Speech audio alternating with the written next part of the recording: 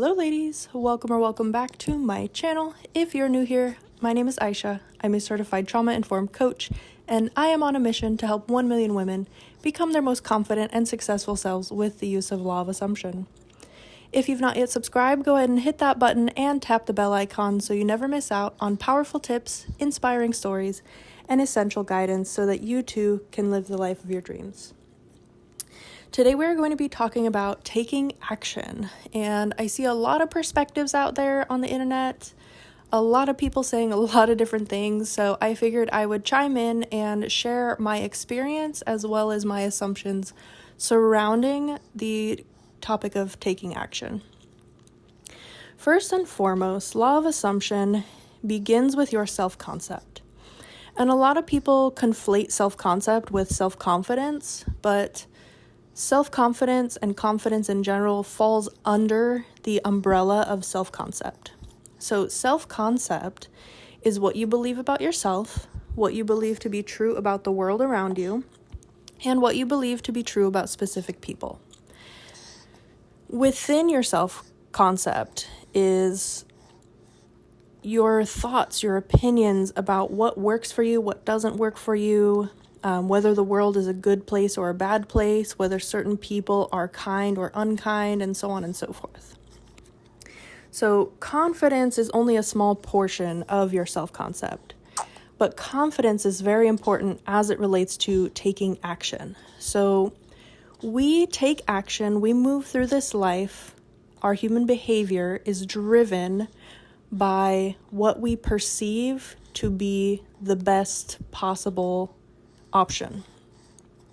What I mean by this is if you have a problem, you will seek out the best solution and you will take action based on what you perceive is the best solution. We also are driven and motivated by fear and worry and doubt. So sometimes we can take action from a fearful place. A lot of times anxiety and the action that is taken from a place of anxiety is a result of being fearful that things won't go our way, or, being fearful that you're going to experience a specific consequence if you don't act a certain way. This is related to people pleasing, and, there's so many things that we could talk about in terms of like taking action from a fearful, unhealthy, anxious place. But what I want to talk about today is the difference between forcing action and taking inspired action. I've heard some coaches say that inspired action can only be identified after you've already taken the action and gotten the manifestation. This means if you wanted to get a particular job, for example, and you felt inspired to talk to a friend you hadn't talked to in a long time, and that friend is the one who, refers you to the job that you just got. Like, let's say she just got hired somewhere and they're looking for a position and, she tells you about the position. You will think that reaching out to that friend is inspired action only if it leads to the manifestation. That's kind of how they define inspired action. I agree that in hindsight, we can see how inspired action works, but we don't need the manifestation in the 3D circumstances to confirm that we have taken inspired action. I don't believe that we need to have the actual manifestation. I don't believe that we need to see the progress or birds before land. I don't believe that we need confirmation in the 3D to know that we've taken inspired action. Inspired action feels like a random pull or a random idea or a download that just pops into your brain and you're like, that would be nice. One example of this is, let's say I'm looking for a specific product or item I want to purchase. And that morning I have a plan to go get groceries and stop somewhere to have lunch and, run some other errands and then go home. But I wake up that day and I'm like, actually, I would rather eat this instead of that. And restaurant B is on a different side of town, and so I'm not going to go to the stores I had originally planned. So because my plan has changed now, I've taken the inspired action to revise my schedule so I can go to that restaurant that I felt inspired to go to. And let's say after I go to that restaurant, I go to another store on my way home and find the exact item I was looking for.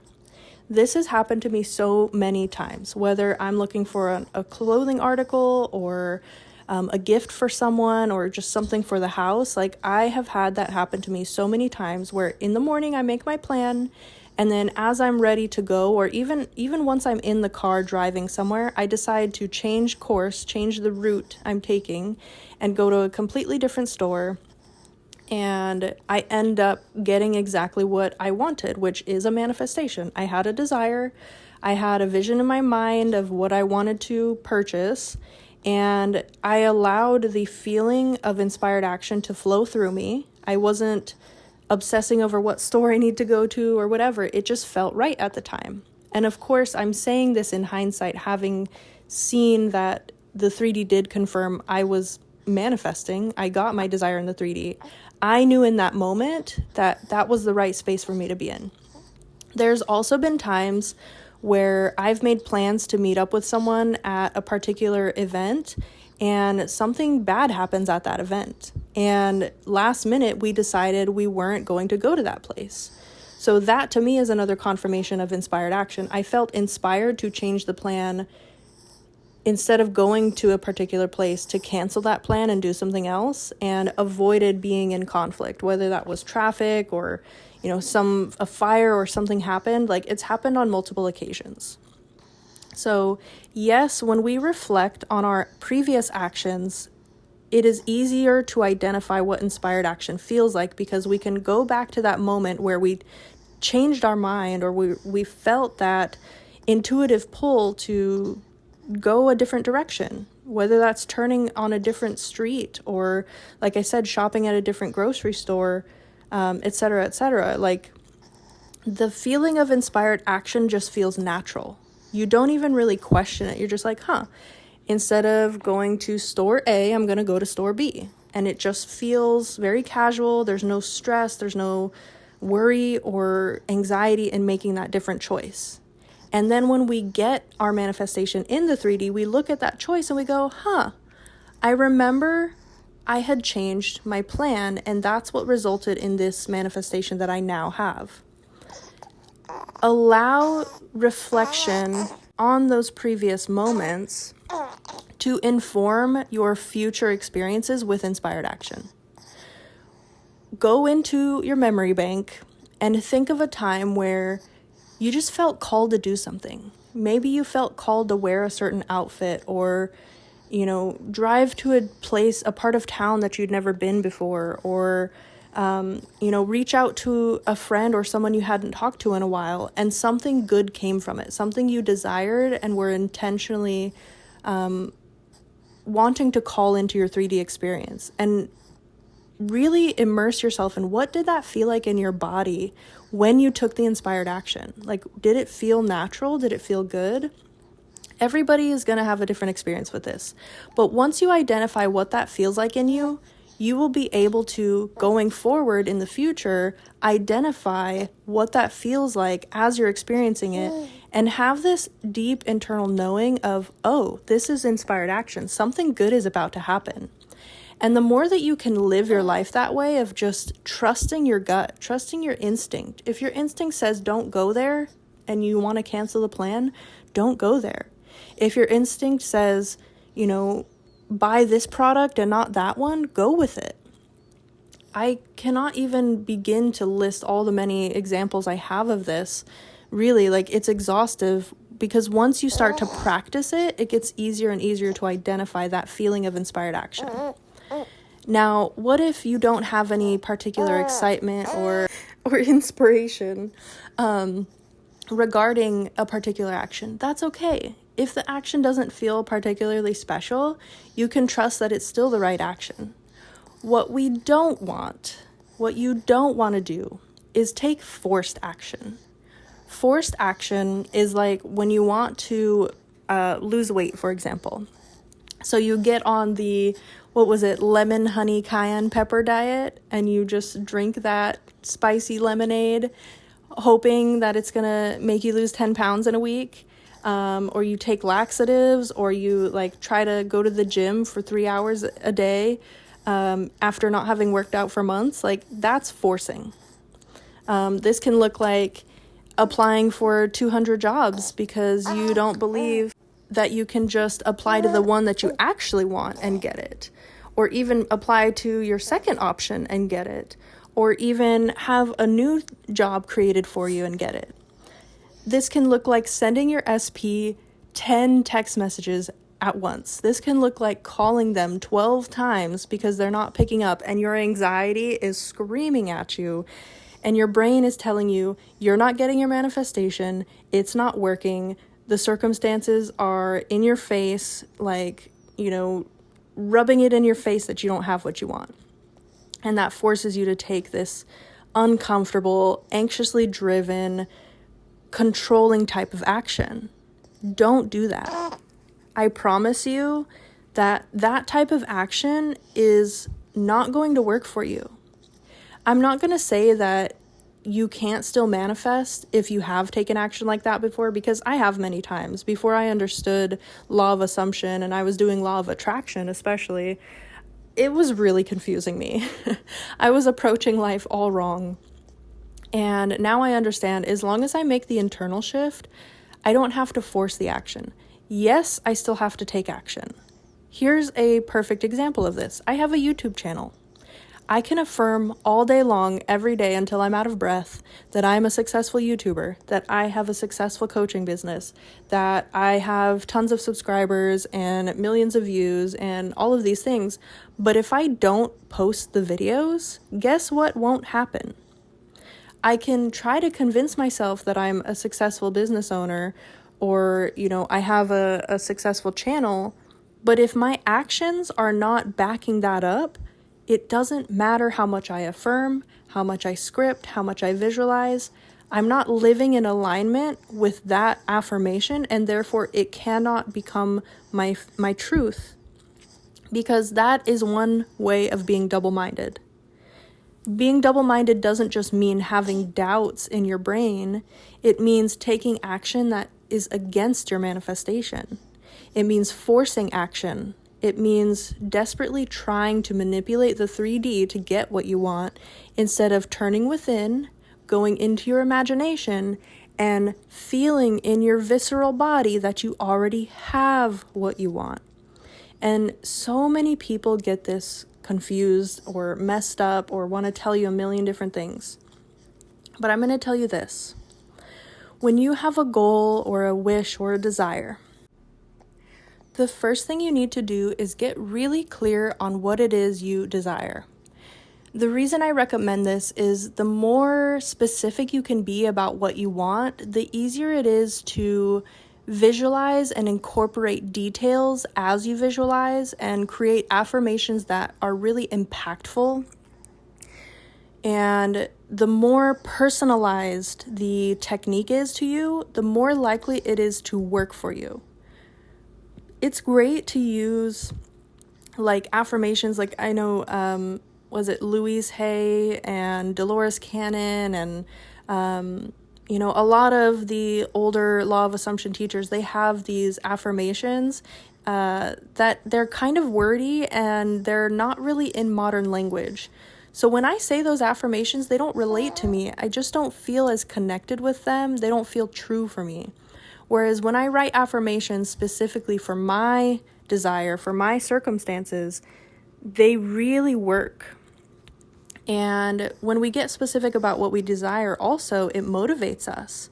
We start to get excited. It's like if you were planning a meal and you just think meat and potatoes, like that's not that exciting. But let's say you're thinking of a salad and you've got, all of these toppings, you've got craisins and sunflower seeds and there's this specific dressing that you like that, there's honey and smoked red pepper and all of these flavors, and you start to get really detailed and you start to get more of an appetite, right? It starts to be more enticing to you the more detailed you get about your desire. So I love to get specific. then the next thing you want to do is think, okay, if I already had this desire, how would I dress? How would I walk? How would I talk to people? How would I carry myself? What boundaries would I have? What standards would I have? What would be my internal monologue? How would I react to certain situations? You have to also get specific about the type of behavior that version of you has. This is where a lot of people fail, because it's easy to do the techniques, but it's hard to do the embodiment work. Embodiment is essentially taking the identity of who you say you want to be and altering your behavior, your actions to fit that identity. This can be as subtle as what kind of toothpaste do you use, right? If you are saying that you're super rich and you're a millionaire, but then you're using like 95-cent toothpaste that tastes like garbage and makes your gums hurt, like, are you really behaving as your millionaire self? And I know if you're in a financial pinch, it may be difficult for you to believe that, but if you truly want something, you find a way to make it happen. So spend a couple extra dollars on the toothpaste, right? And over time, you start with the toothpaste, then you switch out one of your pairs of shoes, then you swap out all of your sweaters for, one luxury sweater. Like, you don't have to change overnight, but little by little, you are taking action from this new person, and therefore all of your behavior starts to shift. And you have to understand, like, embodiment and identity work doesn't happen overnight. It can. Some people are very good at it. Some people can quite literally and have the means to overnight get rid of all the food in the kitchen, get rid of all their clothes, buy a new car, dump their friend group, right? Like, change their hair and truly embody a new person overnight. But this is not the case for everybody. So you take it at the pace that you can take it at.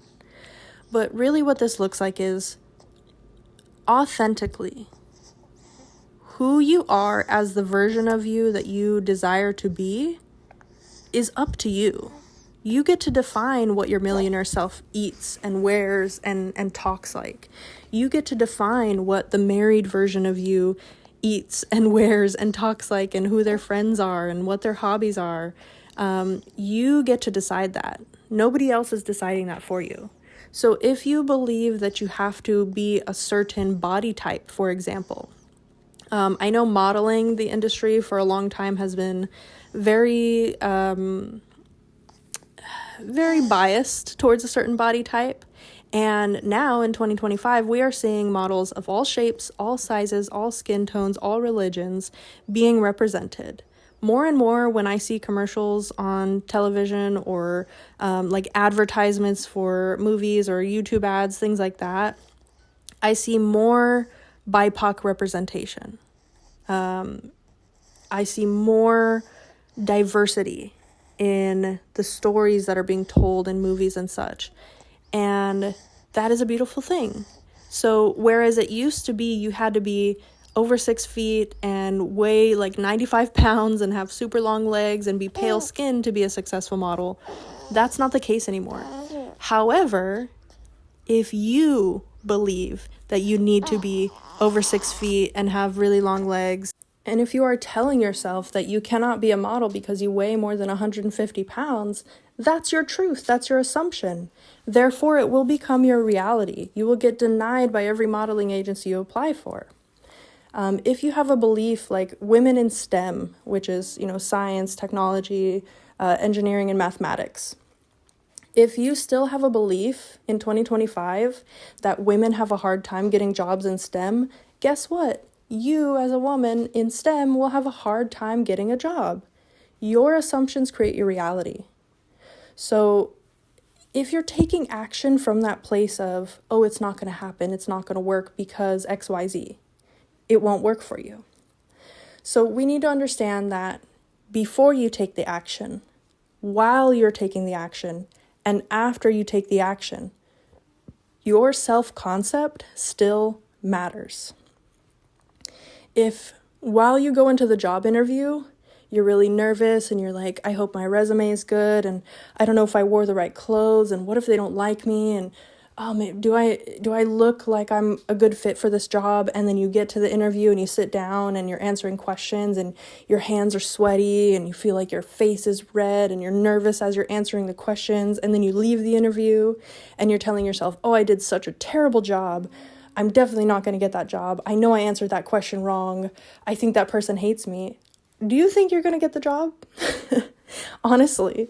Even if after that experience you affirm, I got the job, it's not going to erase that whole time that you spiraled and all of the energy you put forth taking action from a doubtful, fearful, negative space.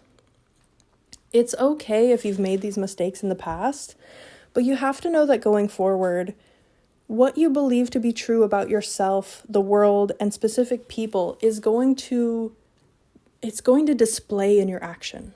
It's readable in your energy. When you take action, it is so important to infuse it with the affirmations that it's working. It's not about forcing the action to manipulate the 3D. It's not about, I have to eat this way and I have to go to the gym to lose the weight. It's, I feel good eating this way and I enjoy going to the gym and I'm losing the weight. It's whatever narrative you create for yourself. If you believe that you can't lose weight because you eat too much rice and you still eat rice, you're not going to lose the weight. So you have two options. Either change your relationship with rice, say, I can eat as much rice as I want and I still lose weight. Or you change your action, you change your behavior and say, since rice makes it hard for me to lose weight, I'm just going to eat less of it. You are always in control. You are always the one deciding how things go for you. And you have to remember, you're tolerating how things go for you. So if something in your reality becomes distasteful, it's your job to change that. Change how you feel about it, change what it means for you, or take action and change yourself to change the circumstance. At the end of the day, everything comes back to self-concept. So if you don't like something in your circumstances, if your 3D reality is not something that you enjoy or appreciate, and you feel very strongly that you want or desire something, go within and believe that it is possible for you. Not only is it possible for you, believe that it's happening for you right now. Believe that even if the 3D is not projecting that reality in this now moment, that it will. And above all else, if you're going to take action, trust that no matter what action you take, no matter what you do, when you do it, how you do it, if in your mind you know that you are taking the right action, that will manifest a positive outcome for you. If you trust yourself to take the right action, it's always going to work out for you. If you carry the assumption that everything is always working out for you, then it is going to work out for you. The more you can hold on to this belief and live this belief and move through life with this belief, the less worried you will be about what actions you take. You will move through this life with confidence. And that's the final word I want to give, is when you take action from a place of confidence, you're not doubting whether you said the right thing or wore the right thing or sent the right text messages or chose the right job or whatever. You are confidently approaching life saying, no, I know I make the right choices. I know I make the best choices for me. I know that I take the best actions for me. And I know that it is always working out for me. Period. Nothing and no one is going to change my mind about that. I know and I trust that I am always on the right path. And I know and I trust that if I am misguided from that path, I will always return to that path. And I know even when I misstep, even when I make a mistake, even when I slip or falter or fail, I am still headed in the right direction, and it is still some way, somehow working out for me. Taking action shouldn't fill you with worry or concern or insecurity. Taking action should feel natural. Don't overthink it. Just do what feels right for you. Do what feels like the best option for you moment to moment. And the key part is to trust that you did the right thing. Thank you all for listening. Thank you all for tuning in. I really enjoy doing these podcast episodes. If there are any specific topics you'd like me to cover, you are welcome to leave them in the comments. I do tend to cover mostly the popular topics. By the way, it's 2:22 on the clock right now. Confirmation for anybody listening. But I do tend to cover the most common topics. But if there is anything that is less common or you feel confused about, please do drop those in the comment section. And I will work that into a future episode so that you can gain clarity on the matter, because there's a lot of confusion in the manifestation world, especially today. So thanks again for tuning in, and I hope you enjoyed, and take care.